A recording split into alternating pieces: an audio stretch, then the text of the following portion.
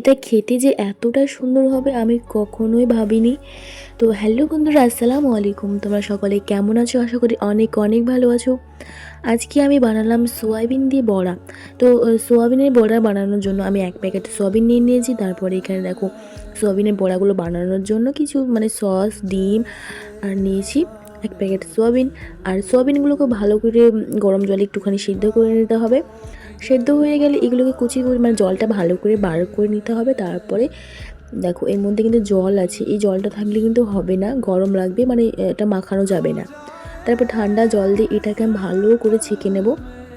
তারপরে এইভাবে কুচি কুচি করে কেটে এতে অল্প বেসন দিয়ে যতটা তোমরা বানাতে চাও, আমার যেহেতু 1 প্যাকেট সোয়াবিন ছিল ওর জন্য আমি অল্প বেসন দিয়েছি।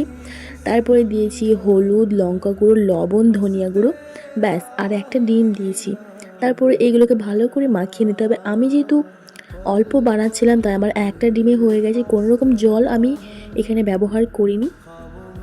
তারপরে আমার ডোটা মাখানো হয়ে গেলে এখানে আমি গ্যাসে কড়াইটা বসে আগে থেকে ভালো করে তেলটা গরম করে নিই। তারপরে আস্তে আস্তে এটাকে যে কোনো শেপে তোমরা এটা করতে পারো, আমি এরকম কিছু একটা করেছিলাম।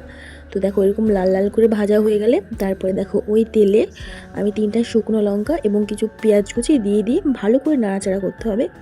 যখন পেঁয়াজগুলো একটু কালো কালো হয়ে আসবে, ভাজা হয়ে যাবে একটুখানি, তারপরে ওতে দিয়ে দিতে হবে টমেটো সস। টমেটো সসটাকে দিয়ে খানিকটা ভালো করে নাড়াচাড়া করার পর অল্প পরিমাণ জল দিয়ে দিতে হবে, হালকা গ্রেভি করার জন্য অল্প জল দিয়ে। তারপর সব বড়াগুলোকে ওর মধ্যে ঢেলে দিয়ে 1 থেকে 2 মিনিট নাড়াচাড়া করলে নামিয়ে নিলে রেডি হয়ে যাবে সয়াবিনের বড়া।